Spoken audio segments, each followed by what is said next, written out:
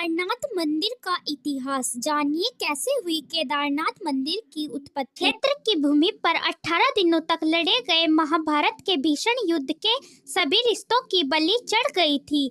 फिर चाहे वह गुरु शिष्य का रिश्ता हो या भाई भाई का या फिर चाचा भतीजे का, 18 दिनों तक निरंतर कुरुक्षेत्र की भूमि कौरव व पांडवों की सेना के रक्त से लाल हो गई थी। महाभारत का युद्ध समाप्त होने के पश्चात विजय तो अवश्य ही पांडवों की हुई थी, लेकिन उन्होंने भी बहुत कुछ खो दिया था। युद्ध समाप्ति के कुछ समय बाद जब सभी पांडव भगवान श्री कृष्ण के साथ बैठकर युद्ध के परिणामों का व प्रभाव के बारे में चर्चा कर रहे थे, तब श्री कृष्ण ने उन्हें पश्चाताप करने को कहा। श्री कृष्ण के अनुसार पांडवों के ऊपर ब्रह्म हत्या, गोत्र हत्या, कुल हत्या, गुरु हत्या इत्यादि कई पाप चढ़ चुके थे। इसके लिए उनका प्रायश्चित करना आवश्यक था। पांडवों ने इसका उपाय पूछा तो श्री कृष्ण ने बताया कि उन्हें इन पापों से मुक्ति केवल भगवान भोलेनाथ ही दे सकते हैं। इसके पश्चात सभी पांडव भगवान श्री कृष्ण की आज्ञा से भगवान शिव से मिलने काशी नगरी की ओर चले गए। हालांकि भगवान शिव को पांडवों के लिए उनसे मिलने आने की सूचना पहले से ही मिल चुकी थी, लेकिन वे उनसे मिलना नहीं चाहते थे। भगवान शिव पांडवों के द्वारा किए गए ब्रह्म हत्या व गोत्र हत्या के पाप से अत्यधिक क्रोधित थे, इसीलिए वे पांडवों से बिना मिले ही वहां से चले गए। पांडवों ने काशी नगरी में भगवान शिव को हर जगह ढूंढा, लेकिन वे उन्हें नहीं मिले। इसके बाद सभी पांडव हिमालय के पहाड़ों पर बसे उत्तराखंड के गढ़वाल क्षेत्र में चले गए। भगवान शिव भी पांडवों से छुपकर यहीं आए थे।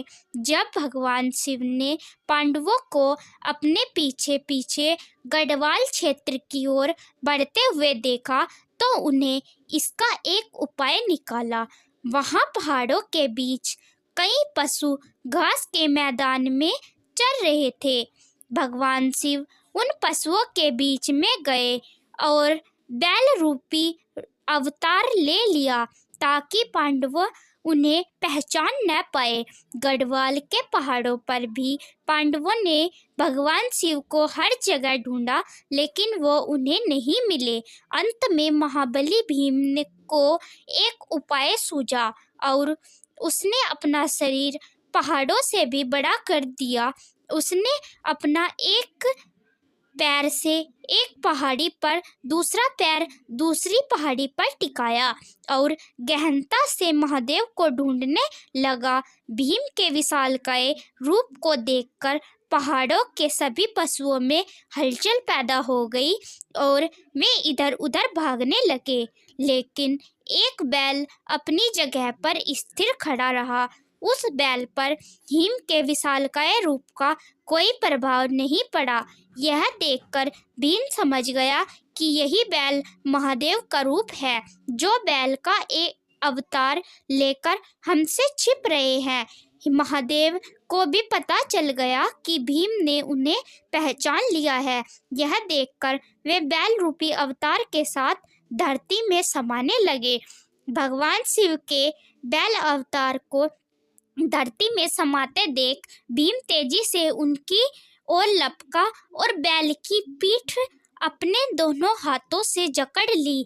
भीम के द्वारा बैल की पीठ अपने हाथों में जकड़े जाने के कारण वह वहीं पर रह गई, जबकि बैल के अन्य 4 भाग उत्तराखंड के 4 अन्य स्थान पर प्रकट हुए।